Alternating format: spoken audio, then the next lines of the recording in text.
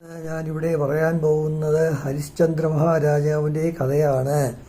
സൂര്യവംശത്തിൽ ജനിച്ച ഹരിശ്ചന്ദ്രൻ പ്രശസ്തമായ ത്രിശങ്കു സ്വർഗത്തിന് കാരണക്കാരനായ ത്രിശങ്കുവിൻ്റെ മകനാണ്.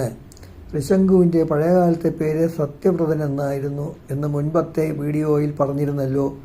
വിവാഹത്തിന് ശേഷം വർഷങ്ങൾ കഴിഞ്ഞിട്ടും കുട്ടികളുണ്ടാവാത്തതിൽ ദുഃഖിതനായ ഹരിശ്ചന്ദ്രൻ നാരദമുനിയുടെ ഉപദേശമനുസരിച്ച് വരുണനെ തപസ് ചെയ്യുകയും വരുണ ഭഗവാൻ അദ്ദേഹത്തെ അനുഗ്രഹിക്കുകയും ചെയ്തു.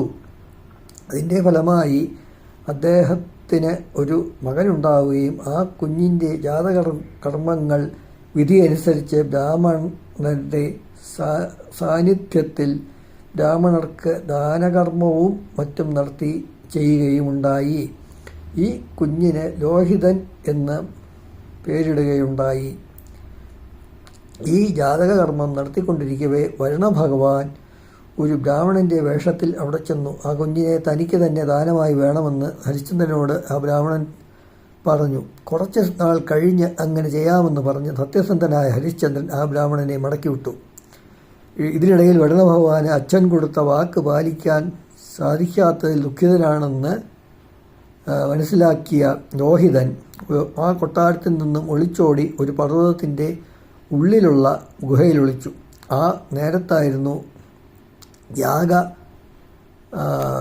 ആവശ്യപ്പെട്ട് വരുണൻ ഹരിശ്ചന്ദ്രനെ സമീപിച്ചത്. തൻ്റെ പുത്രനെ പറ്റി കുറച്ച് ദിവസമായി യാതൊരു വിവരവുമില്ലെന്ന് പറഞ്ഞപ്പോൾ കോപാകുലനായ വരുണൻ ഹരിശ്ചന്ദ്രനെ നിനക്ക് വളരെ കഷ്ടപ്പെട്ട് ജീവിക്കുന്നതിന് വേണ്ടി കടുപ്പമേറിയ ഉദരരോഗം ഉണ്ടാകട്ടെ എന്ന് ശപിച്ചു.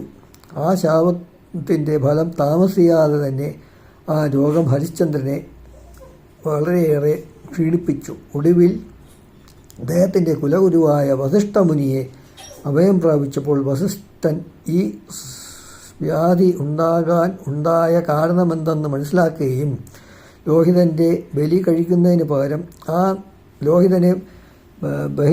കഴിക്കുന്നതിന് പകരം ആ നാട്ടിലെ തന്നെ ദരിദ്രനായ ഒരാളിൻ്റെ മകനെ വിലയ്ക്ക് വാങ്ങി ബലികർമ്മം നടത്താൻ ഉപദേശിക്കുകയും ചെയ്തു. ഇതേക്കുറിച്ചറിഞ്ഞ വിശ്വാമിത്രമുനി സ്വന്തം മകൻ്റെ പ്രാണൻ രക്ഷിക്കുന്നതിന് വേണ്ടി മറ്റൊരാളുടെ പുത്രനെ ബലി കഴിക്കുന്നത് ധർമ്മത്തിന് നിരക്കുന്നതല്ലെന്ന് വാദിച്ചു. എങ്കിലും ആ പകരക്കാരനായ ബാലൻ ബലി കഴിക്കപ്പെടും എന്നുറപ്പായപ്പോൾ വിശ്വാമിത്രമുനി അവനെ രക്ഷിക്കുന്നതിന് വേണ്ടി വരുണഭഗവാന്റെ വരഹാമന്ത്രം ഉപദേശിച്ചു കൊടുക്കുകയും അങ്ങനെ ഈ മന്ത്രത്താൽ വരുണനെ പ്രീതിപ്പെടുത്തിയ ആ ബാലൻ വരുണഭഗവാന്റെ അനുഗ്രഹത്തിന് പ്രാർത്ഥനമാവുകയും അതോടുകൂടി ഹരിശ്ചന്ദ്രൻ്റെ രോഗം ഭേദമാവുകയും ചെയ്തു. തൻ്റെ ഉപദേശം കേൾക്കാതെ ആ ബാലനെ ബലി കഴിക്കാൻ തയ്യാറായ ഹരിശ്ചന്ദ്രനെ ഒരു പാഠം പഠിപ്പിക്കണമെന്ന് തീരുമാനിച്ച വിശ്വാമിത്ര മഹർഷി കുറച്ചു നാളുകൾ കഴിഞ്ഞപ്പോൾ ഒരു വൃദ്ധനായ ബ്രാഹ്മണൻ്റെ വേഷത്തിൽ ഹരിശ്ചന്ദ്രൻ്റെ മുന്നിൽ വരികയും അദ്ദേഹത്തിൻ്റെ രാജ്യവും ഐശ്വര്യവും എല്ലാം ദാനമായി വാങ്ങുകയും ചെയ്തു. സത്യസന്ധനായ ഹരിശ്ചന്ദ്രൻ അതെല്ലാം സന്തോഷത്തോടെ കൊടുക്കുകയും ചെയ്തു. ഇതിനുശേഷം ദരിദ്രനായി തീർന്ന ഹരിശ്ചന്ദ്രൻ ഭാര്യയെയും മകനെയും കൂട്ടി പല ജോലികളിലും ഏർപ്പെട്ടു. രാജ്യവും ഐശ്വര്യവും ലഭിച്ചിട്ടും അതിൽ തൃപ്തനാവാത്ത ബ്രാഹ്മണൻ കുറച്ച് നാൾ കഴിഞ്ഞ് വീണ്ടും ബാക്കി ദാനത്തിൻ്റെ കാര്യങ്ങൾ ഓർമ്മിപ്പിച്ച് ഹരിശ്ചന്ദ്രനെ മുന്നിലെത്തിയപ്പോൾ അവധി പറഞ്ഞ് അയാളെ മടക്കി വിടുകയും ചെയ്തു. അങ്ങനെ ഹരിശ്ചന്ദ്രൻ പറഞ്ഞ പ്രകാരമുള്ള പണം ആ ബ്രാഹ്മണന് കൊടുക്കുന്നതിന് വേണ്ടി അദ്ദേഹം മനസ്സോടെ തൻ്റെ ഭാര്യയെ ചന്ദ്രമതിയെയും മകനായ ലോഹിതനെയും അടുത്ത ഗ്രാമത്തിലെ ഒരു ബ്രാഹ്മണൻ വിൽക്കുകയും ചെയ്തു. എന്നാൽ ആ ബ്രാഹ്മണൻ വേഷപ്രച്ഛനായി വന്ന വിശ്വാമിത്ര മഹർഷി തന്നെയായിരുന്നു. ഈ വിൽപ്പനയിൽ കൂടി തനിക്ക് ലഭിച്ച പണം മുഴുവനും ആ ഒരു തുണിസഞ്ചിയിലാക്കി അദ്ദേഹം ആ ബ്രാഹ്മണന് ബാക്കി കൊടുക്കാനുണ്ടായിരുന്ന പണം കൊണ്ട് കൊടുക്കുകയും ചെയ്തു. അങ്ങനെ ഭാര്യയും മകനെയും വിറ്റ് കിട്ടിയ കാശ് കൊണ്ട് കൊടുത്തപ്പോൾ വിശ്വാമിത്ര മഹർഷി പറഞ്ഞത് ഇനിയും പറഞ്ഞ പ്രകാരമുള്ള ബാക്കി തുകയും കൂടി കിട്ടാനുണ്ടെന്നാണ്.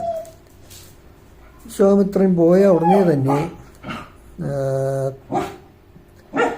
തന്നെ ആർക്കെങ്കിലും ജോലിക്ക് ആവശ്യമുണ്ടോ എന്ന് അന്വേഷിച്ച് ഹരിശ്ചന്ദ്രൻ പലയിടങ്ങളിലും അളിഞ്ഞു തിരികെയുണ്ടായി. അവസാനം പ്രവീരൻ എന്ന ഒരു ചണ്ടാലൻ്റെ ശ്മശാനം സൂക്ഷിപ്പുകാരനാവാൻ ഹരിശ്ചന്ദ്രന് നിയോഗമുണ്ടായി. ഇത് അറിഞ്ഞ വിശ്വാമിത്ര മഹർഷി ഹരിശ്ചന്ദ്രൻ്റെ അടുത്ത് എത്തി ബാക്കി തുകയും കൂടി വേണമെന്ന് പറയുകയും ചെയ്തപ്പോൾ വിശ്വാമിത്രനോട് തന്നെ രക്ഷിക്കണമെന്ന് കാൽക്കൽ വീണ് ഹരിശ്ചന്ദ്രൻ അപേക്ഷിച്ചു. തൻ്റെ ഭൃത്യനാകാമോ എന്ന് ചോദിച്ചപ്പോൾ ഹരിശ്ചന്ദ്രൻ അതിനും സമ്മതം അറിയിച്ചു. അപ്പോൾ ആ ചണ്ടാലൻ മഹർഷിക്ക് പണം കൊടുത്ത് ആ ഭൃത്യനെ വാങ്ങി. ഈ കച്ചവടത്തോടുകൂടി ഹരിശ്ചന്ദ്രന് വിശ്വാമിത്ര മഹർഷിയോടുണ്ടായിരുന്ന കടം പൂർണ്ണമായി ഇല്ലാതായി.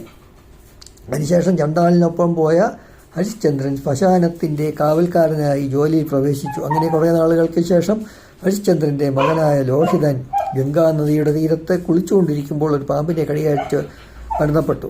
യജമാനൻ്റെ അനുവാദത്തോടെ ഹരിശ്ചന്ദ്രൻ്റെ ഭാര്യ ചന്ദ്രമതി ലോഹിതൻ്റെ മൃതദേഹത്തിനരികിലെത്തി ഒരു ഭ്രാന്തിയെ പോലെ നിലവിളിക്കുകയുണ്ടായി. ഈ ബഹളം കേട്ട് അവിടെ ഓടിക്കൂടിയ നാട്ടുകാർ ചന്ദ്രമതിയാണ് ലോഹിതനെ കൊന്നതെന്ന് തെറ്റിദ്ധരിച്ച് അവളെ വലിച്ചഴിച്ച് ശ്മശാനത്തിൽ കൊണ്ടുവന്ന് വരികയും അവരെ വിട്ടുനിറുക്കാൻ ഇവിടുത്തെ വൃദ്ധനായ ഹരിശ്ചന്ദ്രനോട് ആവശ്യപ്പെടുകയും ചെയ്തു. ഈ ക്രൂരകൃത്യം ചെയ്യാനായി ഹരിശ്ചന്ദ്രനോട് അയാളുടെ യജമാനാണ് കൽപ്പിച്ചത്. അതുകൊണ്ട് ആ ക്രൂരകൃത്യം ചെയ്തേ പറ്റൂ എന്ന സ്ഥിതിയിൽ ഹരിശ്ചന്ദ്രൻ എത്തേണ്ടി വന്നു. എന്നാൽ അദ്ദേഹം അതിനെ തുനിഞ്ഞപ്പോൾ ഗംഗാനദിയുടെ തീരത്ത് സംഭവിച്ച കഥകളെല്ലാം ചന്ദ്രമതി പറഞ്ഞു. ഇത്രയും കാലത്തിനിടയിൽ ഹരിശ്ചന്ദ്രനും ചന്ദ്രമതിക്കും നല്ല രീതിയിൽ രൂപമാറ്റം വന്നതുകൊണ്ട് രണ്ടുപേർക്കും തമ്മിൽ തിരിച്ചറിയാൻ കഴിഞ്ഞില്ല. ഗംഗാനദിയിൽ നിന്നും ചന്ദ്രമതി മകൻ്റെ മൃതദേഹം ആ ശ്മശാനത്തിലെത്തിക്കുകയും ചെയ്തു. എന്തായാലും മൃതദേഹം ദ്രവിപ്പിക്കുന്നതിന് മുമ്പായി അതൊന്ന് കാണണമെന്ന ഒരു പ്രേരണ ഉള്ളിൽ ഉണ്ടായ ഹരിശ്ചന്ദ്രൻ ആ മൃതദേഹത്തിൻ്റെ മുഖം കാണുന്നതിന് വേണ്ടി ആ കുഞ്ഞിൻ്റെ മൃതദേഹം മൂടിയിടുന്ന തുണി നീക്കി നോക്കി. ആ തുണി നീക്കി നോക്കിയപ്പോൾ കുഞ്ഞിൻ്റെ മുഖം കണ്ടപ്പോൾ ഏതോ രാജകുമാരനല്ലേ അത് എന്ന് ഹരിശ്ചന്ദ്രന് സംശയമുണ്ടായി. എങ്കിലും അത് തൻ്റെ മകനാണെന്ന് ഹരിശ്ചന്ദ്രന് മനസ്സിലായില്ല. എന്നാൽ കുറച്ച് സമയത്തിന് ശേഷം അത് തൻ്റെ ഭാര്യയും മകനുമാണ് തൻ്റെ മുന്നിൽ കൊന്നിട്ടുള്ളതെന്ന് സംശയം ഹരിശ്ചന്ദ്രനുണ്ടായി. അവിടെ തന്നെയാണെന്ന് പിന്നീട് മനസ്സിലാക്കുകയും ചെയ്തു. ചന്ദ്രമതി ഹരിശ്ചന്ദ്രനെ മനസ്സിലാവുകയും ചന്ദ്രമതി ഹരിശ്ചന്ദ്രനെ മനസ്സിലാക്കുകയും ചെയ്തു. സിംഹാസനത്തിലിരുന്ന് രാജ്യം ഭരിക്കേണ്ട രാജാവിനെ ആണല്ലോ ചണ്ടാലൻ്റെ പണി ചെയ്യുന്നതായി കണ്ടത് എന്ന കാര്യം മനസ്സിലാക്കിയ ചന്ദ്രമതിയും ഹരിശ്ചന്ദ്രനും കൂടി കുഞ്ഞിൻ്റെ മൃതദേഹം ദഹിപ്പിക്കാൻ ഒരുങ്ങിയ ചിതയിൽ ചാടി മരിക്കാൻ തീരുമാനിച്ചു. അവർ ഈ കാര്യത്തിന് ഒരുങ്ങിയപ്പോൾ ബ്രഹ്മാവ് ഉൾപ്പെടെയുള്ള എല്ലാ ദേവന്മാരും അവിടെ എത്തുകയും ഇതിൽ നിന്നും അവരെ പിന്തിരിപ്പിക്കുകയും അനുഗ്രഹിക്കുകയും ചെയ്തു. അവരുടെ അനുഗ്രഹത്താൽ ഹരിശ്ചന്ദ്രനും ചന്ദ്രമതിക്കും മകനെ ജീവനോട് കൂടി തിരിച്ചു കിട്ടുകയും ഇവർക്ക് നഷ്ടപ്പെട്ട ദേഹകാന്തി തിരിച്ചു കിട്ടുകയും ചെയ്തു. വിശ്വാമിത്ര മഹർഷി ഇവർക്ക് രാജ്യം തിരിച്ചു കൊടുക്കുകയും ചെയ്തു. കുറച്ചു കാലം കഴിഞ്ഞ് മകനായ ലോഹിതനെ രാജാവായി അഭിഷേകം ചെയ്ത ശേഷം അദ്ദേഹം ദേവന്മാരോടൊപ്പം സ്വർഗത്തിലേക്ക് പോവുകയാണ് ഉണ്ടായത്. അങ്ങനെ ജീവിതകാലം മുഴുവനും സുഖത്തിൽ കഴിയേണ്ടി ഇരുന്ന ഹരിശ്ചന്ദ്രന് സത്യം പാലിക്കുന്നതിന് വേണ്ടി ജീവിതത്തിലെ നല്ലൊരു ഭാഗം കഷ്ടപ്പെടേണ്ടതായി വന്നു.